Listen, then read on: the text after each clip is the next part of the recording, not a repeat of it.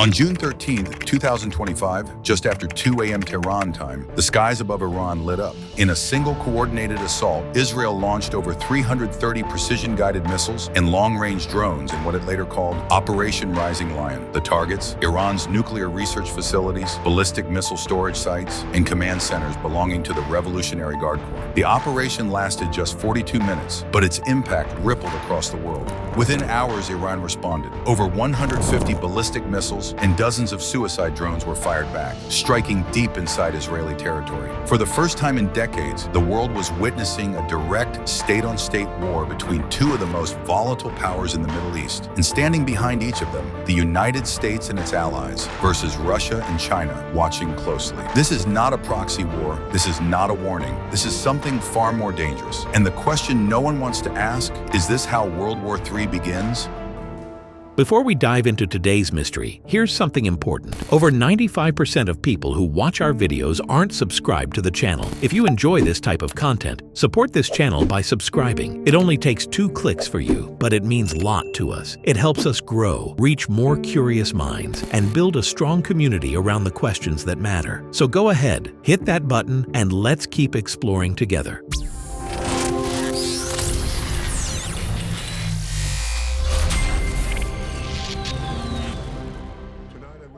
To understand why Israel launched Operation Rising Lion, we need to look back. Not months, but years. Because this wasn't a sudden act of aggression, it was a calculated response, built on decades of silent war. But in 2024 and 2025, that silence began to break. On the evening of April 1st, an Israeli airstrike targeted the Iranian consulate in Damascus, Syria. The building was reduced to rubble. 7 members of Iran's Islamic Revolutionary Guard Corps, IRGC, were killed, including 2 top generals. Tehran called it a violation of international law, but Israel remained silent, as it always does in covert operations. That silence wouldn't last. 12 days later, Iran responded with an unprecedented barrage. Over 300 drones and missiles launched toward Israel in a single night. Almost all were intercepted by Israel's Iron Dome and allied defense systems from the United States, France, and Jordan. But the message was clear: we are no longer in the shadows. This marked the first direct attack from Iranian soil to Israeli territory in modern history. In the following weeks, tensions skyrocketed. Iranian-backed militias in Syria and Iraq increased attacks on Israeli and American targets. Reports emerged of Iran moving missile systems closer to Israel's borders. Israeli intelligence warned of an imminent threat to national survival. Meanwhile, U.S. satellites detected renewed nuclear activity in Fordo and Isfahan, 2 of Iran's most sensitive sites. Diplomacy stalled, sanctions were ignored, and the region moved closer to open conflict. Just after midnight, the Israeli Defense Forces activated their largest long-range strike in over a decade. The goal? To cripple Iran's nuclear capability, degrade its military leadership, and deliver a message to Tehran: we will not wait for another October 7th, we will strike first. And they did.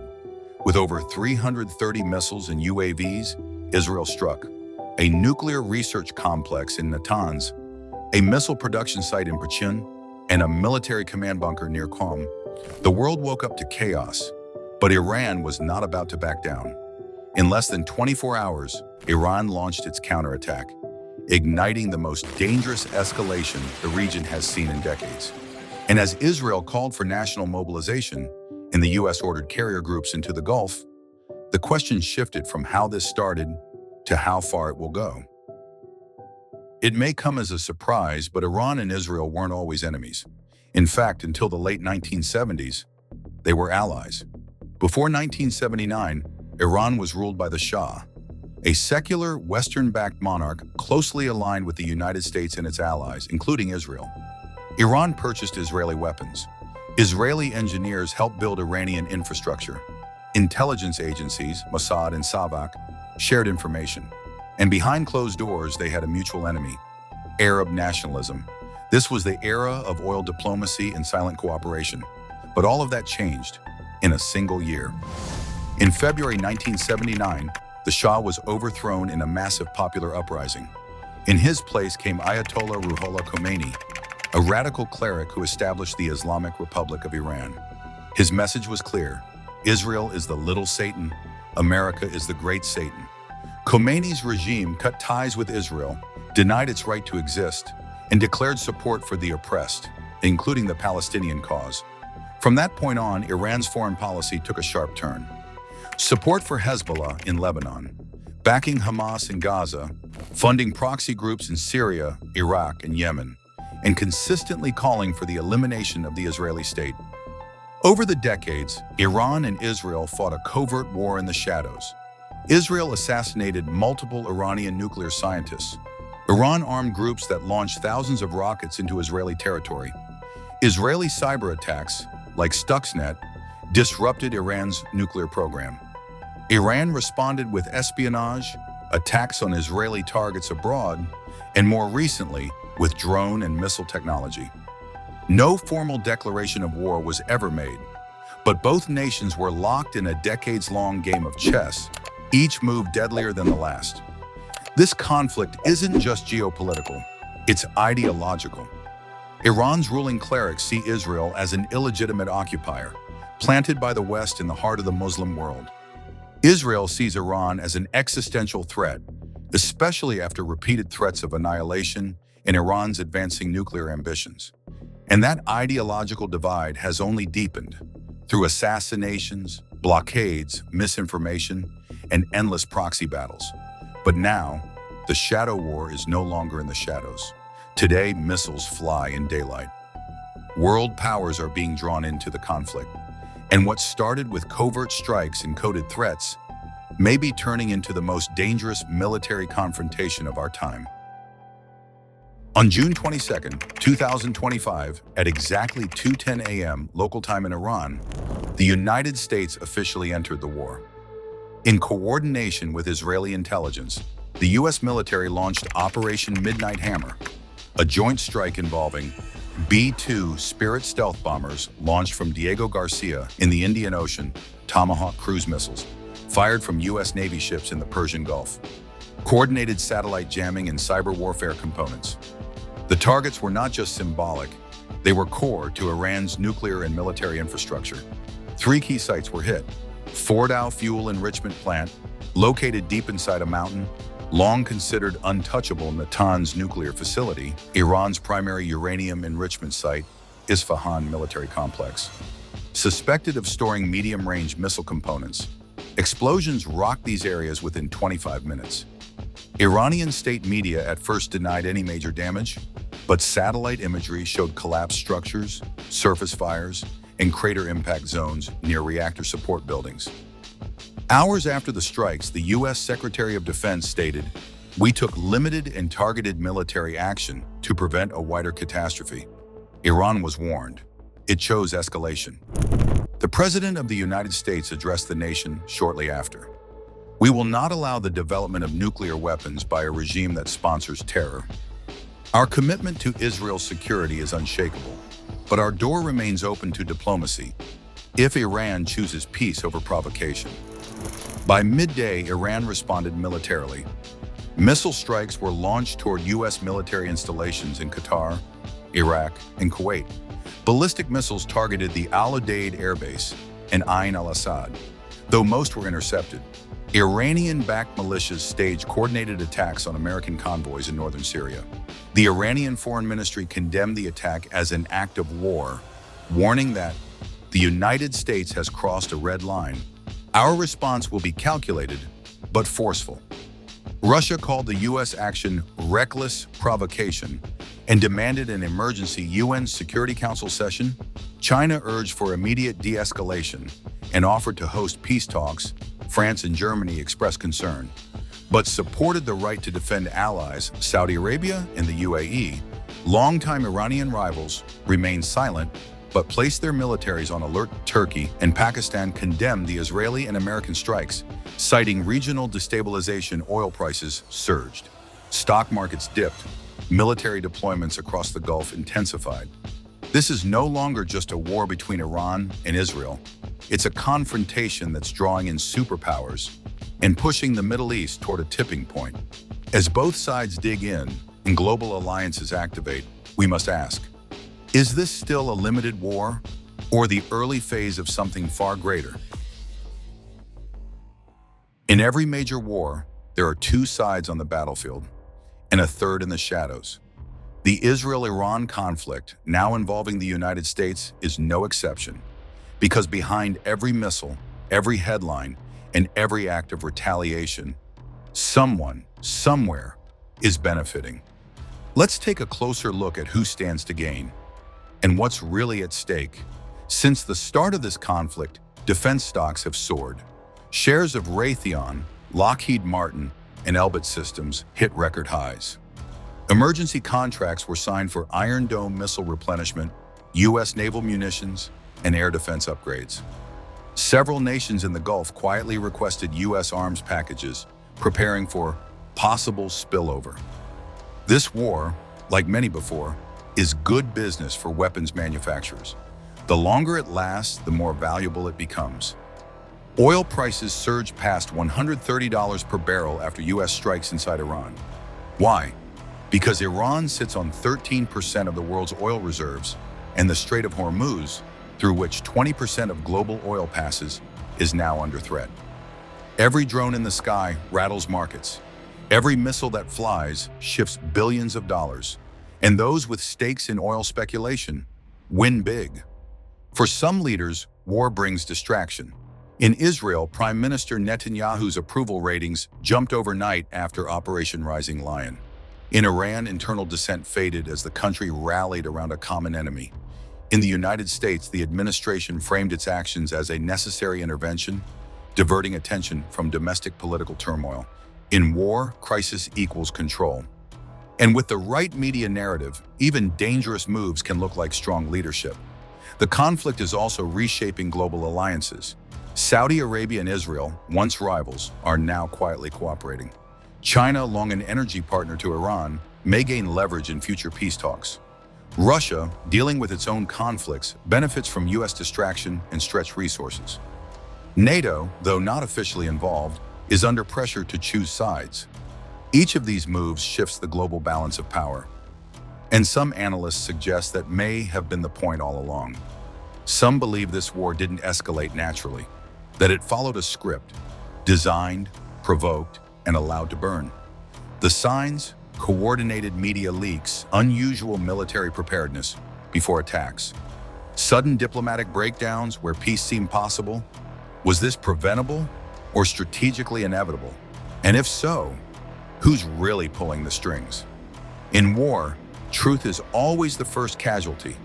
And while bombs fall and nations bleed, behind closed doors, deals are made, fortunes rise, and futures are rewritten.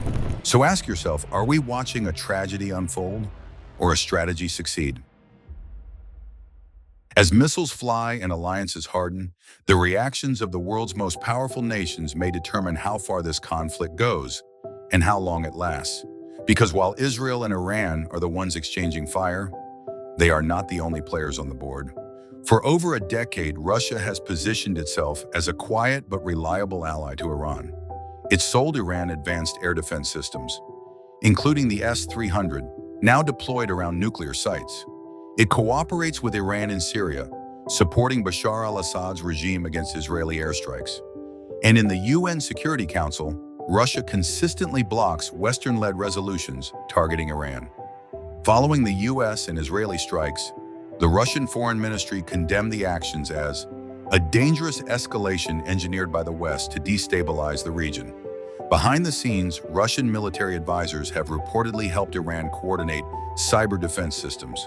But Moscow avoids direct confrontation, focused instead on keeping the West distracted and the oil markets unstable, which benefits its own struggling economy. China walks a tightrope. On one side, it relies on Iranian oil, especially since signing a 25-year strategic cooperation agreement in 2021. It opposes unilateral Western interventions, and it views Iran as a counterweight to U.S. power in the region. On the other, China has deep economic ties with Israel, particularly in infrastructure and technology. It seeks stability above all, with trade routes and energy security at stake. In an official statement, the Chinese government called for immediate ceasefire and diplomatic resolution through multipolar dialogue. And while Beijing has offered to mediate, its real focus remains economic, keeping the Strait of Hormuz open and preventing energy shocks that could slow its growth. The European Union condemned Iran's drone attacks, but also warned Israel and the United States against further escalation. France and Germany expressed support for Israel's right to self-defense. Spain, Ireland, and others criticized the disproportionate use of force.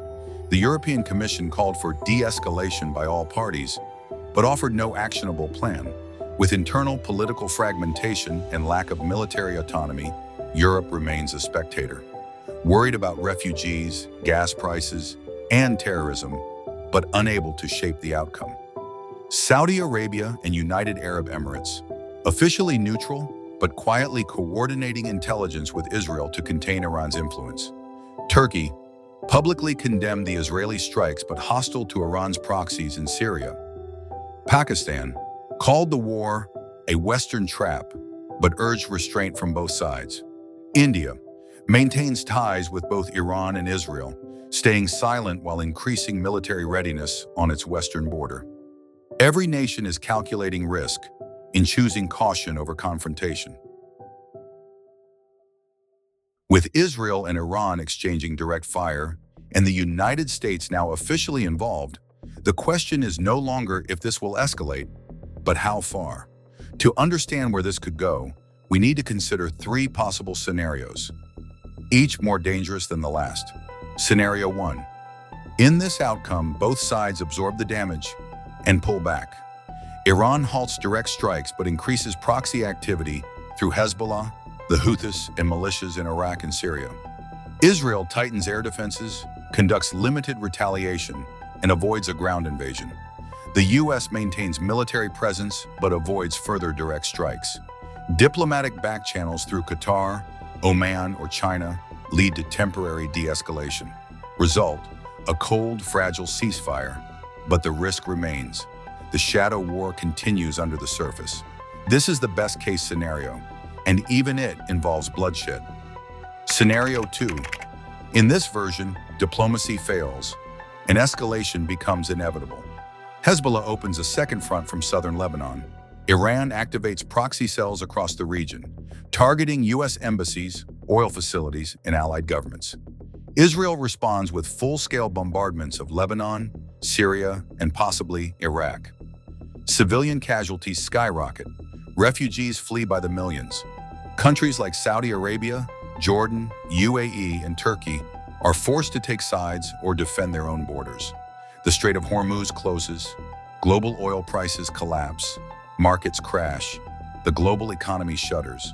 This is no longer just Israel versus Iran, it's the entire region unraveling. Scenario 3. The final scenario, once unthinkable, is now being openly discussed by military analysts. A direct confrontation between global powers. Iranian missiles strike U.S. bases with fatalities. The U.S. responds with broader airstrikes and cyber attacks. Russia increases military shipments to Iran. China pressures Taiwan in a coordinated distraction. NATO becomes involved, not by choice but by treaty. Cyber attacks hit critical infrastructure in Europe and North America. One wrong move, one miscalculation, and the situation spirals into a multi-front, multi-continent war. A conflict that no one can afford, but no one may be able to stop. No one really knows. But some patterns are clear. Iran will not surrender its regional ambitions. Israel will not tolerate a nuclear-armed Iran. The United States cannot appear weak, not with China and Russia watching. And the international community remains paralyzed, fragmented, and reactive. We are witnessing more than a regional crisis. We are watching a stress test of global stability. The next moves will determine not just the future of the Middle East, but the future of international order itself. The only question now is, how close are we to the point of no return? What began as a single operation, Rising Lion, has now become one of the most dangerous escalations of the 21st century. We've seen Israel and Iran move from proxy war to direct confrontation. The United States enter the battlefield with precision strikes, a region on fire, and world powers choosing sides, and a global population asking, what comes next? This isn't just about borders or ideologies. It's about control, fear, power, and the future of a world already stretched to its limits. Will this conflict burn out in silence? Or will it drag us into something no one can walk away from? We've seen the signs before. We've ignored them before, but this time, the world may not get a second chance. Let us know in the comments. Do you think this is the beginning of a global war? Or can the world pull back in time? And if you found this video valuable, give it a like and subscribe to support the channel. Thanks for watching.